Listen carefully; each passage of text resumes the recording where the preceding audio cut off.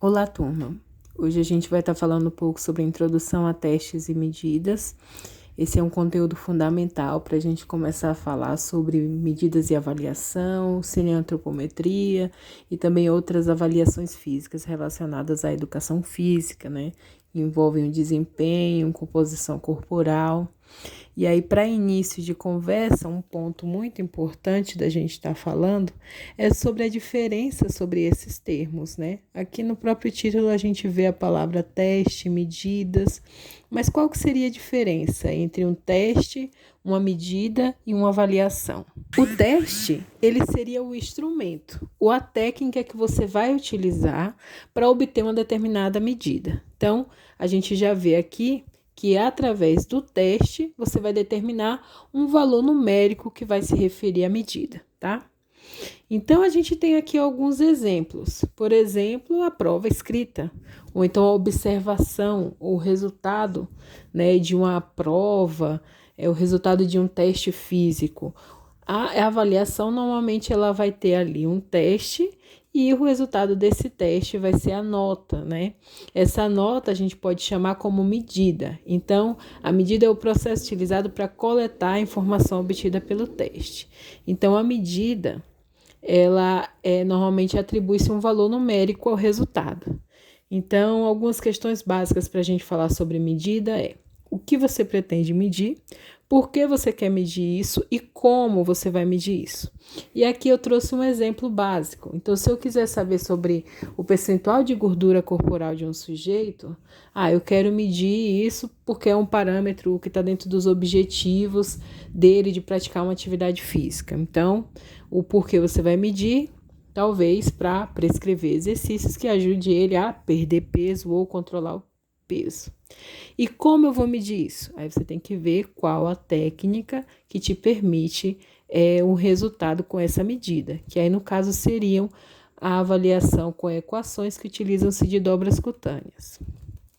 A avaliação, ela já é como se fosse a qualidade daquele resultado, por meio da importância ao valor daquela informação que foi coletada. Então, aqui a gente vai ter um exemplo de como, né, a avaliação ela pode ser utilizada para classificar os indivíduos. Então, o primeiro exemplo é o percurso que é realizado por um aluno. Então, pode ser avaliado por nota, como pode ser avaliado um índice como bom, ruim ou regular, né? Também a gente tem na antropometria a estatura. Então, a pessoa pode estar na média da população brasileira ou da população internacional, ou a estatura dela é alta ou a estatura dela é baixa para o perfil de um determinado grupo populacional. Então, a avaliação seria a qualidade daquela medida que você mensurou por meio de um teste. Agora nós vamos ver algumas das principais diferenças entre o termo medida e avaliação. Como eu tinha comentado anteriormente, a medida ela se refere a uma quantidade, então vai ser um valor numérico referente ao resultado de um teste. A avaliação ela é o aspecto qualitativo, então seria a interpretação desse valor numérico quanto a uma classificação daquela medida, né? A gente vai falar agora um pouco sobre os tipos de avaliação.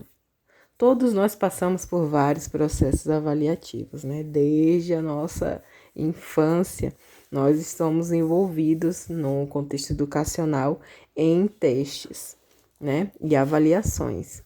A avaliação, a gente tem aí 3 tipos principais, que seriam a avaliação diagnóstica, formativa e somativa. Então, para fins educacionais, na nossa área da educação física, como para fins de acompanhamento do crescimento, desenvolvimento ou aptidões físicas, nós também realizamos esses tipos de avaliação. A avaliação diagnóstica, ela é uma avaliação de início.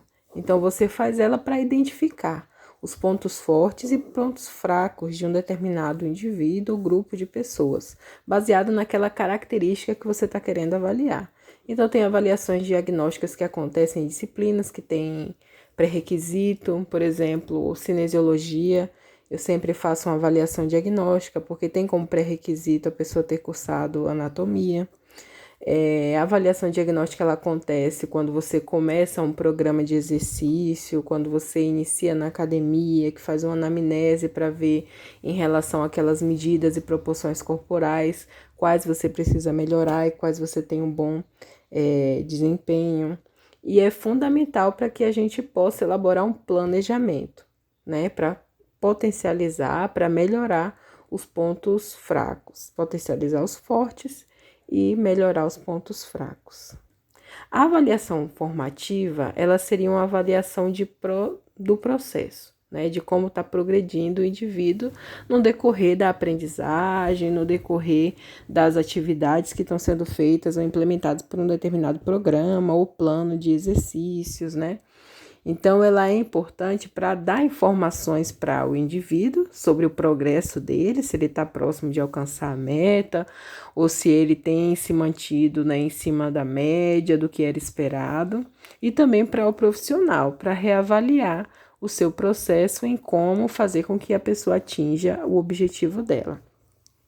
Ela pode acontecer diariamente. A gente chama, por exemplo, o feedback como uma estratégia de avaliação diária, da pessoa informar como ela se sentiu após aquela atividade, aquele exercício, o quão intenso foi, o quanto cansativo foi, se teve dificuldades em aprender determinados movimentos corporais, em modalidades esportivas ou outros tipos de atividades físicas.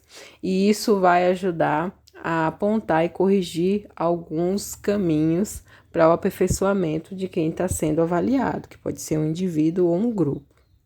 A gente tem também a avaliação somativa. A avaliação somativa seria a soma de todas as avaliações. Então, ela sempre acontece no final de um planejamento. Então, vamos dizer que a pessoa iniciou a praticar uma determinada modalidade esportiva. Então, no diagnóstico, você faz alguns movimentos básicos para ver qual habilidade que ela tem para aqueles movimentos e para aquela modalidade. Na formativa, você diariamente vai tendo feedback sobre como ela tem evoluído e vai resgatando aqueles movimentos básicos para ver se ela já se aperfeiçoou a ponto de poder avançar um pouco mais e a trabalhar em um grupo de iniciação esportiva e participar de pequenos torneios e competições.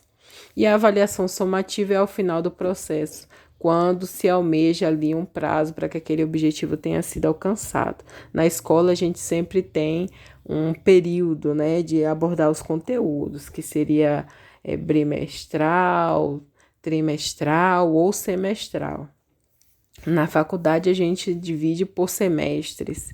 O semestre que, na verdade, não tem uma duração necessariamente de 6 meses, mas ocorrem 2 vezes ao ano, e a avaliação somativa seria ali ao final, se o aluno ele conseguiu ser aprovado ou reprovado.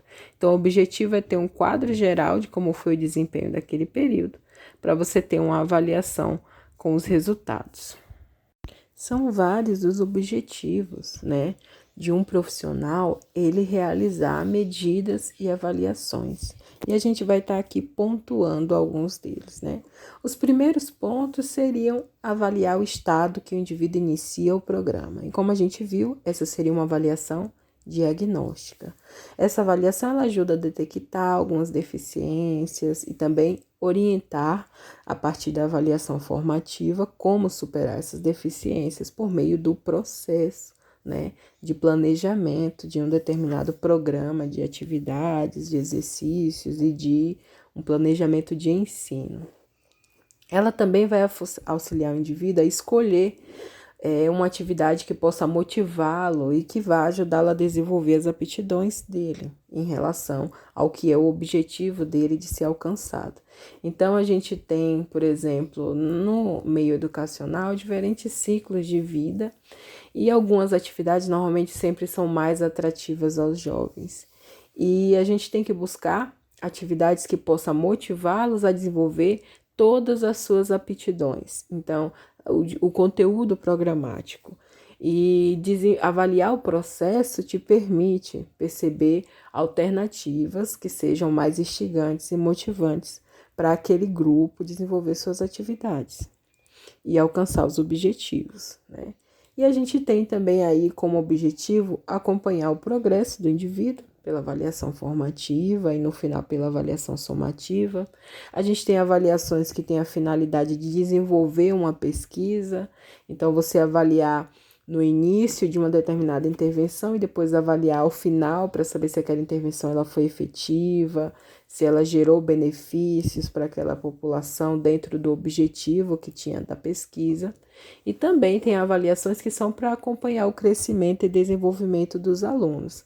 Essas avaliações elas são feitas por médicos, nutricionistas e profissionais de educação física no próprio contexto escolar, com o uso, por exemplo, das medidas de peso, estatura, índice de massa corporal, e até alguns profissionais avançam para o uso de outras medidas, como perímetros e outros indicadores relacionados à obesidade, ao estágio maturacional, ao pico de velocidade de crescimento.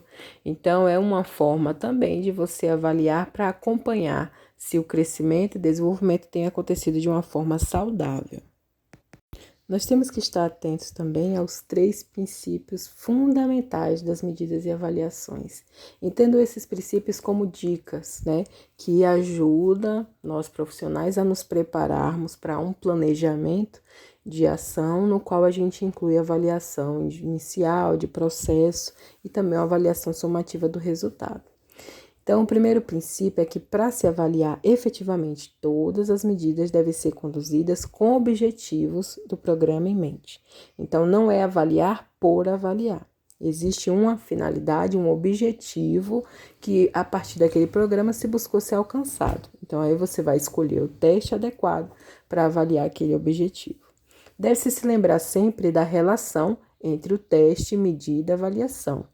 Então, qual teste que me daria um determinado resultado que eu possa classificar de forma qualitativa e identificar os pontos fortes e pontos fracos do indivíduo. Devem ser conduzidos e supervisionados por pessoas treinadas. Quando a gente usa pessoas treinadas, você está vendo que não é pessoas formadas. Por exemplo, durante a disciplina, vocês vão conhecer algumas medidas, alguns testes, algumas vocês vão poder experimentar, através das atividades práticas remotas em domicílio. Mas quando você for realizar um programa, você precisa estar treinado para os testes que serão utilizados naquele programa. Vocês vão ver aqui no decorrer da disciplina que existem medidas, que existem diferentes formas de avaliar uma mesma medida, Isso é um ponto importante. Então, por exemplo, a medida de circunferência da cintura. Existe um parâmetro que vai usar como referência a gente passar a fita, a circunferência dela por meio da cicatriz umbilical. Outra referência vai ser pela porção que é mais proeminente, onde tem um maior volume de tecido gorduroso. Tem também aquela que seria na menor, uma menor silhueta na cintura, então onde faz a curvinha logo abaixo das costelas.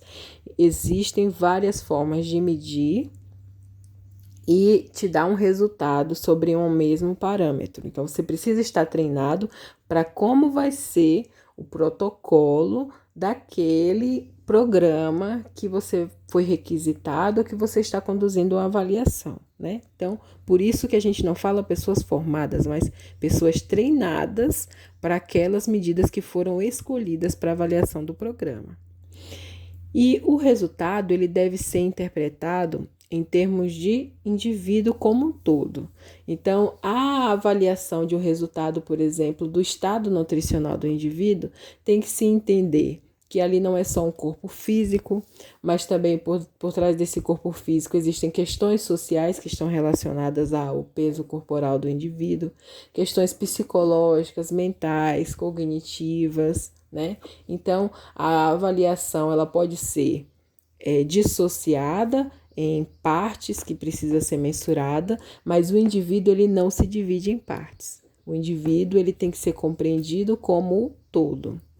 E tudo que se existe pode ser medido. Tudo que se tem aí, que você imaginar, existe uma forma de medir. Então, se você tem curiosidade de saber sobre determinado investigação, pesquisar alguma coisa, por exemplo, relacionado à dificuldade de aprendizagem, a problemas posturais, por o aluno ficar muito tempo sentado na sala de aula, tudo que você imaginar, existe uma maneira de você medir isso. E nenhum teste ou medida ele vai ser perfeito. Ele vai ter um parâmetro de qualidade, que é por meio da validade, confiabilidade daquele teste. Então, ele já foi testado por outras pessoas, foram feitos alguns parâmetros para avaliar a qualidade dele, mas nenhum teste ele é perfeito. Ele tem uma margem de erro que precisa ser controlada. Por fim, né? Quando a gente vai fazer medidas, avaliações físicas, deve sempre existir o reteste para observar o desempenho. O que seria o reteste? Você faz aquela medida e depois faz novamente para confirmar o resultado. Principalmente em medidas antropométricas, vocês vão verificar que é preciso avaliar 2 ou até mesmo 3 vezes, dependendo da margem de erro. Deve-se usar os testes que mais se aproximem da situação da atividade. Principalmente com atletas, hoje em dia a gente tem formas de avaliar determinada capacidade física em meio líquido, por exemplo, para aqueles que são nadadores, avaliar a capacidade cardiorrespiratória de bicicleta ou correndo, ou teste de campo, ou teste de laboratório. Existem várias formas de se avaliar uma mesma capacidade física, justamente para se aproximar da situação de atividade. E deve-se usar os testes mais válidos, fidedignos e objetivos que estão disponíveis na literatura. E a gente vai estar agora falando justamente sobre esses termos novos que apareceram aí nos princípios de medidas e avaliação. O que seria um teste válido, fidedigno? O que seria o reteste, né? Então, tudo isso trata-se de critérios para você selecionar, né, um teste. O primeiro critério que a gente vai falar é a validade. Então, é a validade do teste mensurar precisamente, com o mínimo de erros, porque a gente já viu que nenhum teste ele é perfeito, um determinado componente específico que o mesmo pretende medir. Então, um teste válido é aquele que consegue mensurar exatamente o componente que ele pretende medir. A gente tem aqui como exemplo o teste médio, que é destinado a medir, por exemplo, as equações antropométricas para estimar a massa muscular em idosos. Então, foi-se identificado quais as medidas e os cálculos matemáticos para se chegar numa equação que se aproxime do valor real da massa muscular daquele indivíduo. E a gente vai ver que existem equações diferentes para cada ciclo de vida, justamente respeitando as mudanças que se tem de composição corporal. Um outro ponto é a confiabilidade. A confiabilidade, ou fidedignidade, ou reprodutibilidade, ela é quando você repete a medida 2 ou mais vezes dentro de um curto intervalo de tempo, né? E isso vai alertar se houve uma mudança nas respostas ou se você manteve o mesmo resultado. Então, um bom teste é aquele que, se você medir ele 2, 3 vezes em um curto intervalo de tempo, ele vai dar o mesmo resultado. Ou então, um resultado muito próximo. Então, a gente tem aí algumas formas de avaliar a confiabilidade. A gente tem a consistência na medição. E aí, um exemplo de avaliação de consistência é quando um grupo de alunos realiza um teste pela manhã e no outro dia ele repete o mesmo teste. Por que que a gente, por exemplo, poderia ter diferença nisso? Pode ser que naquela manhã alguns alunos não sabiam fazer o teste de abdominal. E aí eles experimentaram. E aí no dia seguinte eles conseguem ter um resultado melhor porque eles já entenderam como é o teste. Qual seria o resultado mais fidedigno, né? Então, o teste ele tem que ser dado as instruções, orientações e a adaptação para que o indivíduo consiga fazer o melhor que ele consegue. Se você aplicou um teste e a pessoa não estava preparada para a execução daquela atividade, pode ser que quando você faz o teste em uma manhã e depois repete ele no outro dia, o resultado dê diferente. E isso prejudica a chance de reprodutibilidade daquele resultado. A intenção é sempre que o protocolo que explica aquele teste dê todas as instruções necessárias para que o avaliado ele consiga ter o melhor desempenho no teste. A gente tem também ali o critério de objetividade. A objetividade é quando o teste ele tem que reproduzir resultados consistentes, mesmo se ele for feito por diferentes testadores, né? Então, você tem que ter ali instruções claras e objetivas para que o teste seja reproduzido por qualquer pessoa que foi treinada para aquilo. Não só uma única pessoa seja capaz de compreender. Então, um teste que só você sabe fazer, ele não vai ser um teste objetivo e útil para a avaliação física, né? Quando alguém cria um teste, valida um teste, ele tem que ter todas as informações e instruções necessárias para que diversas pessoas consigam fazer esse teste e ter o mesmo resultado. A objetividade ela pode ser avaliada por um tipo especial de avaliação de reprodutibilidade. Lembra que lá em cima a gente deu um exemplo de reprodutibilidade, você fazer um teste no amanhã e aí depois repetir aquele mesmo teste no dia seguinte? Aqui seria a avaliação não assim de um dia para o outro, mas de um avaliador para outro. Então, é o teste de reprodutibilidade interavaliadores. E aí, como exemplo, a gente tem o teste de Cooper, destinado para crianças, e 2 avaliadores realizam o mesmo teste com o mesmo grupo de crianças. Então, além de ter alternado dias, alternou o avaliador. E aí a gente consegue ver se, mesmo tendo um avaliador diferente, ele consegue encontrar um resultado parecido. Um outro critério é a padronização. A padronização é o procedimento e as instruções que são feitas para aquele profissional que vai aplicar ou administrar o determinado teste. Então, a padronização nada mais é do que o protocolo que explica como é o procedimento para executar o teste, né? E aí a gente tem exemplos de várias padronizações.